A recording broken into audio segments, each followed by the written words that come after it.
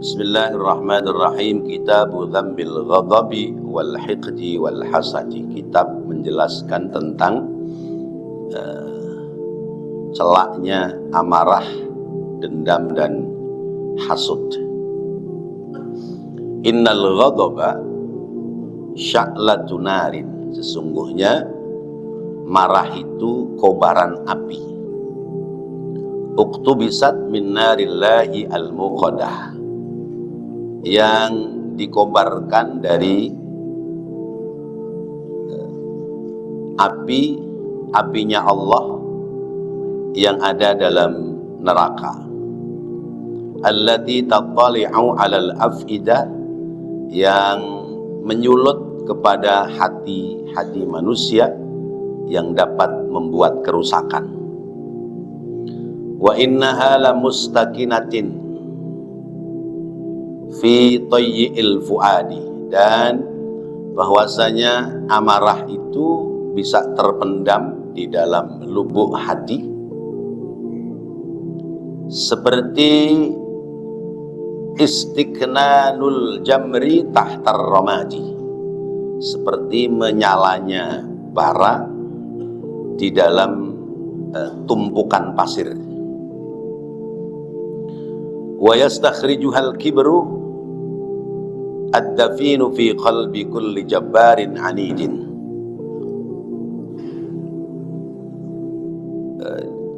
Berusaha dikeluarkan oleh sifat kesombongan yang terpendam fi qalbi kulli jabbarin, pada hati tiap-tiap orang yang punya sifat congkak.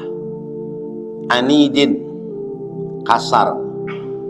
Kastikhrajil hajar an-nara minal hadid, seperti keluarnya percikan api dari batu dan juga dari besi. Waqad inkashafa lin-nadhirina bi nuril yaqin, dan sungguh telah inkisyaf, telah mampu untuk dilihat lewat cahaya keyakinan, annal insana yunza'u minhu irqun ila syaitan, bahwasanya manusia itu kadang-kadang tersambung dengan urat-urat nadinya setan. Al-la'ini, yang dikutuk oleh Allah. Faman istafzathu narul ghadabi faqad qawiyat fihi qarabatus syaitan. Maka siapa orang yang telah tersambungkan api kemarahan, maka sungguh dia telah kuat kedekatannya dengan setan. Haitsu qala, sekiranya dia berkata, khalaqtani min narin wa khalaqtahu min tin, seperti ucapan setan, engkau ciptakan aku dari api dan engkau ciptakan dia dari tanah.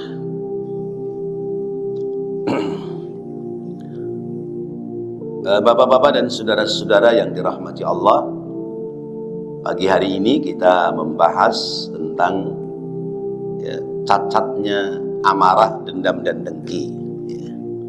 Mula-mula kita bahas tentang al-ghadab, kemarahan. Marah itu seperti api, karena kobaran api dalam hati yang muncul mungkin lewat kesombongan, atau mungkin lewat keangkuhan, atau mungkin lewat sebab sakit hati dan yang lain, itu akan timbul ghadab. Percikan api dalam hati itu kadang cepat menjalarnya. Dari sebab sakit hati muncul kemarahan, lalu kemudian melakukan hal-hal yang tidak terkontrol oleh akal sehatnya. Maka bagi orang-orang yang memiliki cahaya keimanan, memiliki keyakinan yang sempurna, kita harus pahami bahwa kita harus bermusuhan dengan setan, karena setanlah yang memercikkan api amarah kepada kita. Kalau marahnya makin kuat, berarti urat nadinya telah nyambung kepada urat nadi setan. Tapi ketika orang mampu mengendalikan amarah, berarti telah putus urat nadinya dengan urat nadi setan. Inna sya'natin as-sukun wal waqar, wa sya'nun nar at-taladhi wal isti'ar wal harakah wal ittirab. Sesungguhnya manusia dicipta dari tanah, maka tabiat manusia itu as-sukun wal waqar. Ya. Sebagaimana tabiat tanah, manusia itu ya diam, tenang. Ya, tidak ada gerakan-gerakan yang keras itu. Wa sya'nun nar at-taladhi wal isti'ar wal harakah wal ittirab. Sementara tabiat atau keadaan dari api itu selalu membara, bergerak dan tidak mau diam. Jadi itu perbedaan setan dengan manusia. Manusia dicipta dari tanah, maka gerakannya itu tenang, pembawaannya itu diam. Lain hal dengan setan. Wa min nataijil ghadab al-hiqd wal hasad. Dan natijah, penyebab dari kemarahan atau buah dari kemarahan itu al-hiqdu wal hasad, adalah sebab dendam dan dengki. Dendam, dengki menghasilkan, membuahkan kemarahan. Wa bihima halaka man halaka wa fasada man fasada. Dari sebab dua hal ini, dendam dan dengki, maka yang rusak menjadi binasa, yang rusak menjadi rusak, yang binasa menjadi binasa. Wa mufiduhuma, dan tempat meluapkannya, mudghatun idza saluhat saluhal jasad wa idza fasadat fasadal jasad. Tempat meluapnya dari dua hal ini, hasad dan hikid, itu adalah dari satu mudghah. Apa yang disebutnya adalah gumpalan daging. Gumpalan daging itu kalau dia baik maka mencerminkan kebaikan. Tapi kalau dia itu buruk maka akan tercermin keburukan pula. Ya, itulah disebut qalb hati. Wa idza kana al-hiqd wal hasad wal ghadab, bila dendam, dengki dan marah itu menjadi satu, mimma yasuqul abdu ila mawatinil abbi, ya, dapat mengantarkan seorang menuju pada tempat kehancuran.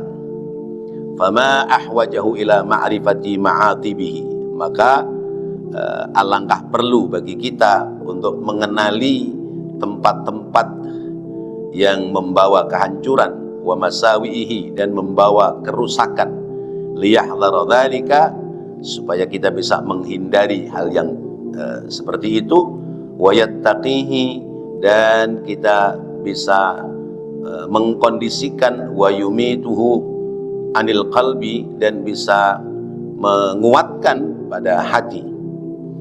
In kana yunfihi, apabila kita terjangkit penyakit seperti itu. Wa haka bayana dzalika bi'aunillahi ta'ala, dan gunakanlah penjelasan tentang hal-hal itu tentu atas pertolongan Allah Subhanahu wa ta'ala. Jadi ada hasud, ada dendam, ada dengki, marah. Ini satu komplotan penyakit, ya. Namanya penyakit hati. Nah, tentu penyakit ini harus diobati. Sebab kalau tidak diobati, itu akan menjalar. Kata Allah, fi qulubihim marad fazadahumullahu maradan. pada hati orang-orang yang nifaq, orang-orang yang munafik itu terdapat penyakit. Kalau tidak diobati, fazadahumullahu maradha, Allah akan menambahkan penyakitnya. Penyakit hati tidak nampak oleh zahir, tetapi nampak pada sikap, ya, nampak pada sikap, nampak pada perilaku, nampak pada tutur kata. Gitu. Orang kalau sedang tidak suka itu ditutup-tutupi seperti apa juga akan nampak pada akhirnya. Ya. Tapi ketika penyakit hati itu sudah kita obati, lalu kemudian sudah menjadi bersih, maka pada tingkatan zahirnya akan nampak orang itu baik pada sikapnya. Lalu bagaimana cara ya, supaya kita terhindar dari penyakit-penyakit yang seperti itu? Bayanu dhammil ghadab, menjelaskan tentang celahnya ghadab, amarah. Qala Allah Ta'ala, berfirman Allah Ta'ala, إذ جعل الذين كفروا في قلوبهم الحمية حمية الجاهلية فأنزل الله سكينته على رسوله وعلى المؤمنين. Surat Al-Fatah ayat 26. Ingat ketika orang-orang kafir menanamkan dalam hati mereka kesombongan. Hamiyatul jahiliyati, kesombongan jahiliyah. Fa'anjalallahu sakinatahu ala rasulihi wa alal mu'minin. Maka anzalallah, Allah turunkan kepada orang-orang mukmin, ya, kepada rasulnya sakinah, ketenangan batin. Jadi bagaimana supaya kita tidak terkena ghadab, ya, emosi dan amarah, maka kendalikan jiwa kita. Kendalikan jiwa, siapkan ketenangan batin sehingga orang dapat berpikir secara positif. Seperti misalnya bahwa orang-orang musyrik Mekah itu mereka pernah berkata demikian.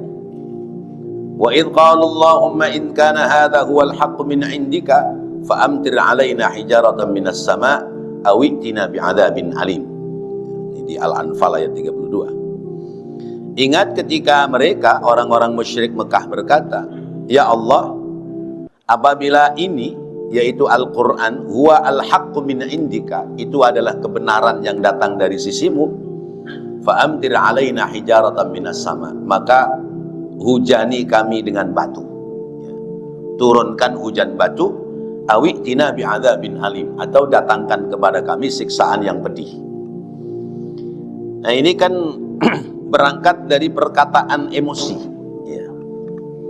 Emosi dan amarahnya orang-orang musyrik Mekah pada zaman itu, sebab dakwatur Rasul, dakwahnya Rasul makin berkembang, ya. Ajaran Islam makin diikuti oleh orang-orang musyrik Mekah. Akhirnya Abu Jahal marah, marahnya nantang, Tuhan, kalau Quran ini benar dari sisimu, maka turunkan hujan batu di tengah-tengah kami, atau turunkan siksaan yang pedih. Kejadian nggak Pak? Terjadi nggak? Zaman Rasulullah ada siksaan hujan batu? Nggak ada, ya. Tapi dengan Rasul-Rasul sebelumnya ada terjadi siksaan nggak? Di zaman Rasulnya masih ada? Ada, ya. Contoh Nabi Allah Nuh, ya.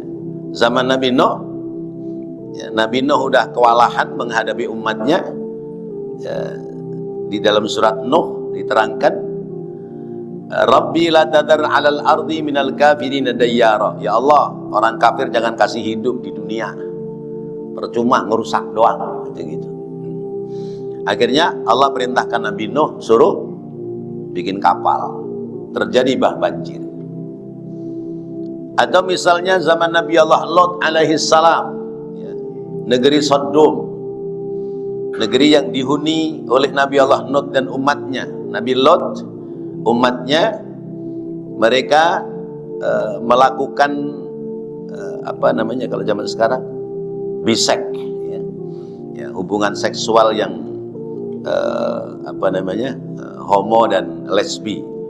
Akhirnya kata malaikat, ya, mendatangi Nabi Lot, Lot, udah keluar aja dari negeri ini, ya. Waktu subuh sudah dekat, sebentar lagi akan turun azab Allah. Diturunkan siksa. Tapi zaman Rasulullah SAW, orang-orang kafir Mekah, mereka sebab amarahnya sampai minta diturunkan siksa, Allah tidak menurunkan siksa. Bahkan Allah memberikan penjelasan, wa ma kana Allahu liyu'adzibahum wa anta fihim wa ma kana Allahu mu'adzibahum wa hum yastaghfirun. Itu di Al-Anfal 32. Allah tidak akan menyiksa mereka selama kamu berada di tengah-tengah mereka, dan Allah tidak akan menyiksa mereka, yakni umatmu, selama mereka beristighfar kepadamu. Jadi Rasul menjadi penjamin, ya, dari tidak turunnya siksaan dari Allah Subhanahu wa Ta'ala. Ini sebab kemarahan itu orang kadang-kadang omongannya menjadi destruktif, ya, tidak terarah. Dhammul kuffar bima tadhaharu bihi minal hamiyyati as-sadirah 'alal ghadab bil batil wa madahal mu'minuna bima anzala 'alaihim minas sakinah. Allah mencela orang kafir sebab dendam yang ditampakkan mereka dan muncul amarah dari hal-hal yang batil. Ya. Wa madahal mu'minina, dan Allah memuji kepada orang-orang mukmin atas ketenangan yang diturunkan, ya, sehingga mereka mendapatkan sakinah. Jadi seperti kisah tadi, kalau Rasulullah dan umat Islam marah minta diturunkan azab, ya akan turun azab. Seperti misalnya orang-orang kafir minta supaya gunung Uhud itu dijadikan emas, ya, sebagaimana mukjizat nabi-nabi sebelumnya. Maka malaikat Jibril memberikan penjelasan, sekalipun gunung Uhud itu dirubah menjadi emas, tidak akan menjadikan sebab mereka beriman kalau tidak ada jalan hidayah dari Allah Subhanahu wa Ta'ala. Contohnya umat-umat terdahulu. Dalam riwayat dijelaskan, anna rajulan qala, bahwasanya seorang laki-laki bertanya, ya Rasulullah, murni bi amalin wa aqlil. Ya Rasulullah, ya, ajarkan kepadaku satu amalan, tapi yang ringan-ringan saja. Ya. Ya, ajarkan kepadaku satu amalan, tapi yang ringan. Apa jawab Rasulullah? Qala la taghdab. Udah, satu aja, jangan mudah marah. Summa a'ada alaihi faqala la taghdab. Kemudian orang itu nanya, ya Rasulullah, amalan yang paling ringan apa? La taghdab, jangan mudah marah. Wa qala sallallahu alaihi wasallam, ma ta'udduna as-sura'ata fikum. Ya. Ya. Jangan menganggap remeh, ya, di antara kalian tentang marah itu. Qulna alladzi la tusri'uhu ar-rijalu, qala laisa dzalika walakinnal ladzi yamliku nafsahu indal ghadab. Jadi siapa yang orang yang kuat itu? Nabi menjawab, orang yang kuat adalah orang yang tidak terkalahkan, ya, kemampuannya, yaitu bahwa orang yang telah bisa menahan diri dari sifat emosi dan amarah. Ya, dan ternyata menahan diri dari emosi amarah itu susah, ya. Orang kalau sudah marah itu sudah terkena jerat-jerat setan. Imam Ja'far menjelaskan, al-ghadab miftahu kulli syarrin. Ya, marah itu kunci dari setiap keburukan. Ya. Jadi orang kalau kerjanya marah-marah, udah pokoknya hasilnya bakal buruk. Ya. Tapi kalau orang itu kerjaannya ramah-ramah, ya, insya Allah hasilnya akan baik. Ya. Maka gantilah marah-marah dengan ramah-ramah, sikap ramah, sikap hormat, ya. Kemudian berpikir lebih realistis, berpikir pada hal-hal yang sifatnya positif, itu akan menghasilkan hal-hal yang baik.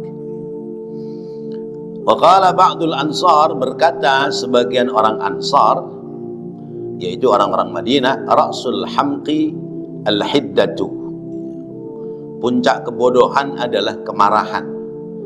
Wa qaiduhu al-ghadabu, dan pemandunya adalah ghadab, ya, kemarahan yang berlebihan. Wa man radhiya bil jahli istaghna 'anil hilmi, dan siapa yang rela dengan kebodohan maka dia tidak butuh pada sifat hilmun, sifat pemaaf. Wal hilmu zainun, sifat pemaaf itu perhiasan. Wa manfaatun, dan bermanfaat. Wal jahlu syainun wa mudirrun, sedangkan kebodohan adalah cela dan bahaya. Was-sukutu an jawabil ahmaqi jawabuhu, dan ya, diam tidak menjawab orang yang bodoh adalah jawaban bagi dirinya. Jadi kita harus mengganti sikap-sikap ghadab kita dengan hilim, ya, ya, bijak. Al-hilmu bijak.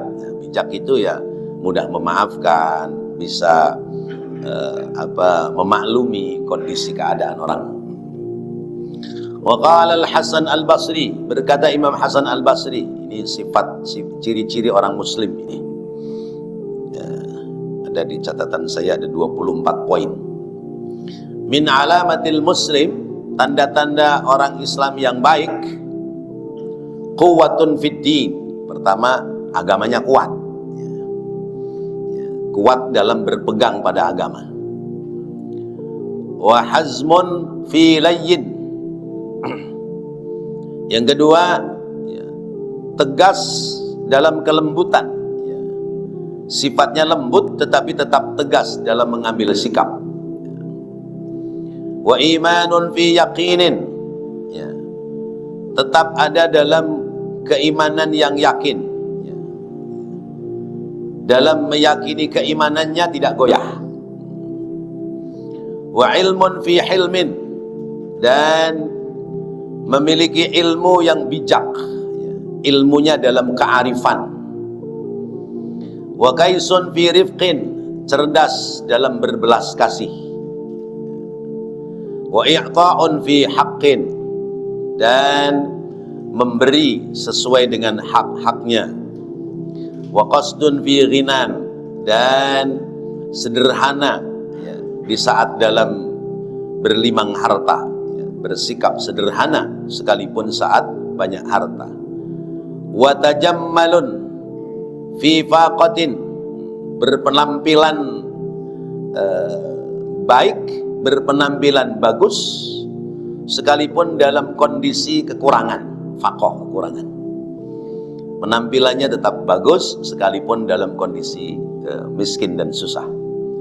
Wa ihsanun fi qudratin, berbuat baik, ya, ketika ada kemampuan, ya, ketika mampu dan bisa terus selalu berbuat baik. Wa tajammalun fi rufaqatin, wa tajammal fi rufaqah, selalu tajammal, wa tajammal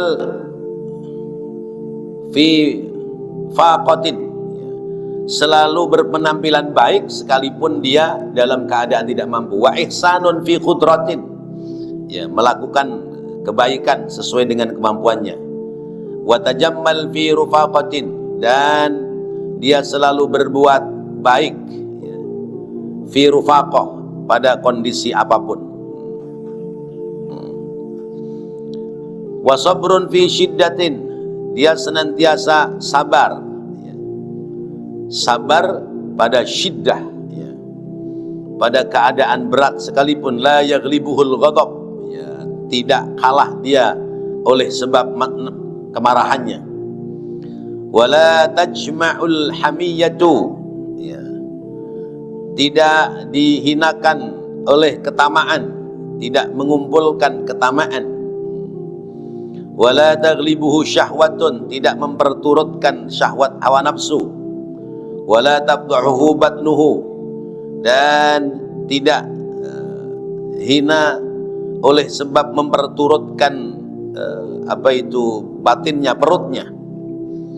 Wala yastakhaffuhu hirsuhu, tidak rendah oleh sebab ketamakannya. Wala taqsuru bihi niyyatuhu, tidak mengambil niat-niat yang rendah, tidak menggunakan niat-niat yang buruk. Wala yastakhaffuhu hirsuhu, fayansurul madluma, dia selalu menolong orang-orang yang terdolimi. Wa yarhamud dha'ifa, menyayangi orang-orang yang lemah. Wala yabkhalu, tidak bakhil. Wala yubadziru, tidak memubadzirkan, ya, barang. Wala yasrafu, tidak israf, tidak berlebih-lebihan. Wala yaqturu, tidak kikir. Yaghfiru idza dzulima, memaafkan apabila terdolimi. Wa ya'fu 'anil jahil, memaklumi orang-orang bodoh nafsahu pada dirinya. Minhu, daripadanya. Fi ghina'in nas, fi ghina'in, ya. Wan nasu minhu fi rakha'in, ya. Tidak mempersulit diri dan merasa senang terhadap dirinya semata-mata. Nah, ini ada 24 poin tentang sifat-sifat yang harus ada dalam diri seorang muslim. Sehingga dengan memiliki tanda-tanda sifat ini, kita mampu mengendalikan diri dari sifat emosi dan amarah, yang kemudian sifat amarah kita akan hilang dan berganti dengan sifat sabar dalam menghadapi kondisi dan keadaan seperti apapun. Baik bapak-bapak, hadirin dan saudara-saudara yang dirahmati Allah, ini tentang dhammul ghadab, ya, menjelaskan tentang sifat-sifat marah. Marah itu jalan bagi kita untuk dikuasai oleh setan. Maka cara supaya kita terhindar dari penguasaan setan adalah hindari sifat emosi dan amarah. Orang kalau sudah marah, kemudian kemarahannya itu kelewat batas, akhirnya bisa melakukan hal-hal yang tidak terpuji. Seorang laki-laki karena sebab emosi dan amarahnya terhadap pacarnya yang mestinya dilindungi, justru malah kemudian dibunuh, dimutilasi, jadi berapa potong itu, ya. Ya, kemudian dibuang di semak-semak. Nah, itu karena sebab emosi dan amarah. Boleh jadi kita di dalam keluarga, dalam rumah tangga juga ada unsur-unsur emosi dan amarah. Tapi ketika kita menyadari bahwa emosi dan amarah itu tidak ada manfaat, maka kemudian kita mampu menurunkan tensi emosi kita, mampu menurunkan tensi amarah kita, sehingga sampai pada ngapain ya saya kudu marah, padahal ini hal yang sepele yang mestinya tidak harus marah, misalnya seperti itu. Atau kita menghadapi pada posisi lingkungan kita, ya. Mungkin ada orang-orang yang memang dalam tanda kutip hatinya tidak suka dengan kita, sehingga kadang meniupkan, ya, bahasa-bahasa yang tidak menyedapkan kepada kita, atau sengaja melakukan sikap-sikap yang tidak membuat kita senang. Maka hal-hal yang seperti itu tidak mesti harus kita tanggapi dengan emosi dan amarah. Tapi bagaimana kita mampu mensikapi, ya, sikap yang tidak baik dari orang lain, yang kembalinya kepada kita bukan emosi dan marah, tapi kita bisa mensikapi dengan bijak. Nah, itulah namanya al-hilmu. Nah, al-hilmu bil ilmi wal amal. Ya. Bijak itu mula-mula ya lewat pengetahuan. Ya. Kemudian yang kedua lewat pengalaman kita. Ya. Maka ada istilah yang suka disampaikan, orang kalau gampang marah-marah itu kurang ngopi, ya. Ngopinya kurang lama. Orang gampang marah itu jarang kumpul sama orang. Orang gampang marah itu jalannya kurang jauh. Tapi kalau sering ngopi, kemudian sering komunikasi dengan orang lain, lalu kita jalan-jalan melihat situasi dan kondisi luar wilayah kita, lalu tambah ilmu, tambah pengalaman, akhirnya kita akan menjadi orang yang bertambah arif, tambah bijak dalam mensikapi persoalan-persoalan yang ada. Tapi ketika kita di situ aja nggak ada pengetahuan, nggak ada ilmu, nggak ada tempat kumpul untuk kita sharing bersama, ujung-ujungnya kita ditandai oleh orang lain dianggap sumbu pendek, gampang emosi, gampang marah, ya, menyikapi terhadap sikap orang lain. Baik Bapak-bapak, hadirin dan saudara-saudara, barangkali ada yang mau menambahkan tentang pelajaran ini, dipersilakan. Ya. Boleh.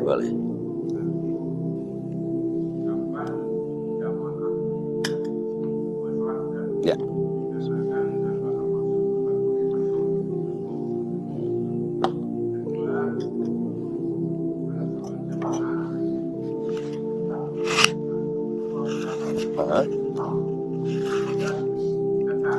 Ya.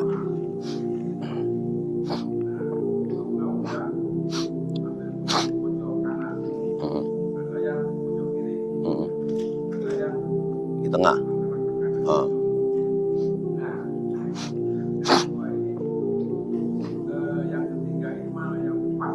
Baik.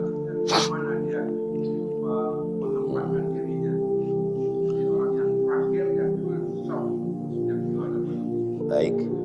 Ada dua pertanyaan. Pertama adalah mana kategori makmum masbuk?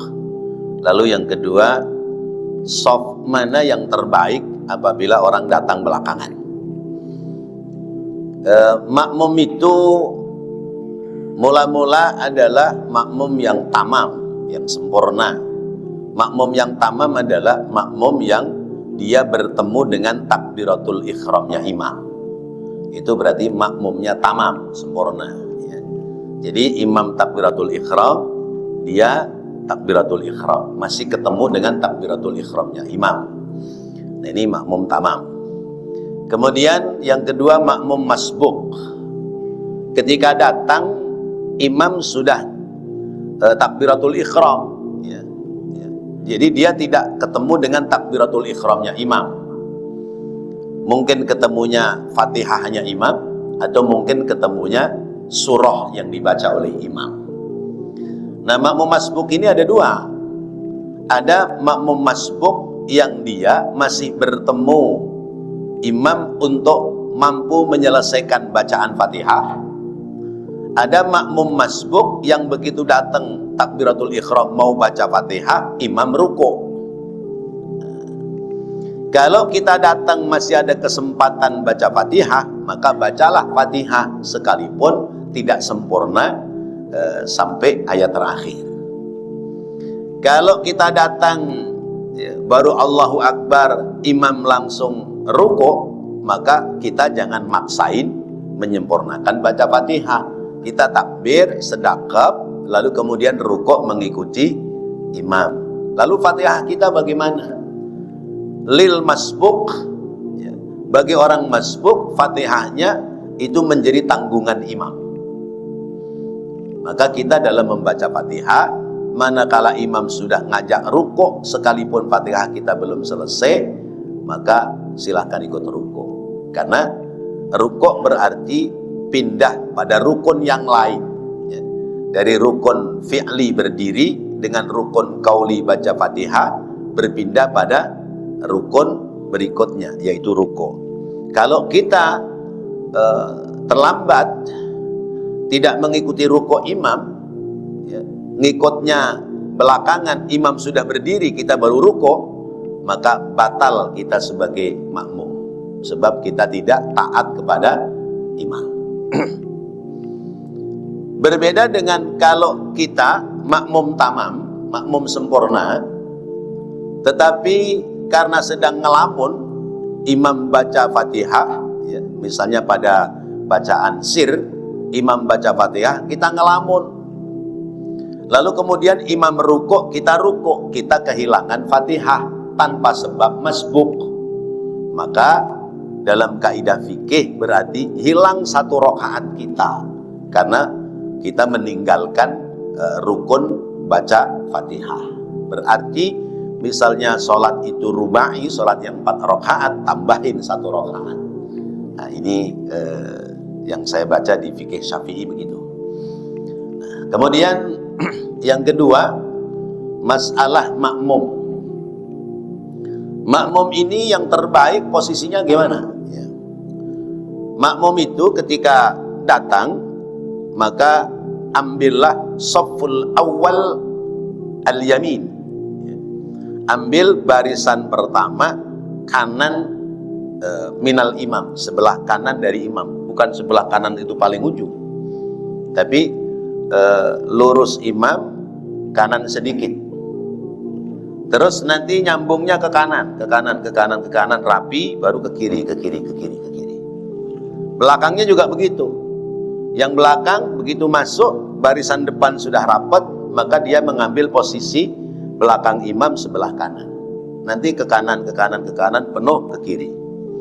Terus ke belakangnya seperti itu. Kenapa demikian? Sebab ada sabda dari Rasulullah SAW, seandainya umatku tahu tentang keutamaan fi shaffil awal, keutamaan pada shaf yang pertama, la tadarabu, pasti mereka akan saling pukul memukul, berebut pingin berada di shafful awal al-aiman. Di keterangan hadis lain, seandainya umatku tahu tentang shafful awal, maka mereka mau mengundi laqur'atun, ya, mengundi untuk ada pada shafful awal. Nah, shafful yamin itu shafful malaikah. Barisan kanan itu barisannya malaikat. Dan barisan kanan nanti akan memperoleh salam yang pertama dari imam. Assalamualaikum warahmatullah. Itu kan berarti yang kanan dulu yang memperoleh, ya. Baru kemudian Assalamualaikum warahmatullah bagian yang kiri. Nah, maka urut-urutannya adalah penuhi barisan pertama dari sebelah kanan imam sampai ke ujung, lalu kemudian ke kiri. Penuhi lagi barisan kedua kanan imam ke ujung, baru ke kiri. Itu kaifiat. Lalu ada orang nanya, kalau begitu kenapa bikinnya masjid? Enggak, di posisi panjang aja ke kanan. Jadi imamnya di sebelah kiri, makmumnya ke kanan, satu baris. Jadi biar di shafful awal semua. Kalau dibuat begitu, maka tidak ada perlombaan dalam ibadah. Tidak ada ta'awun 'alal birri wat taqwa. Ya, tidak ada berlomba-lomba dalam kebaikan dan ketakwaan. Ya. Nanti orang akan ngomong lagi, kalau memang haji sekarang susah, udah bikin aja Ka'bah di depan Masjid Al-Ittihad, bikin haji aja sendiri di sini. Ngapain repot-repot di sana? Ya.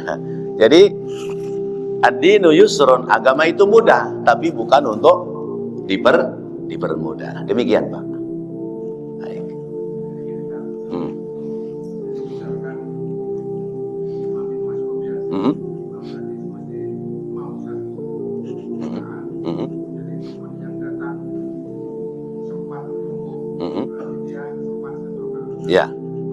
Ya. Jadi ketika kita datang Allahu Akbar kemudian rukuk masih bertemu rukuknya imam, maka berarti masih terhitung 1 rakaat.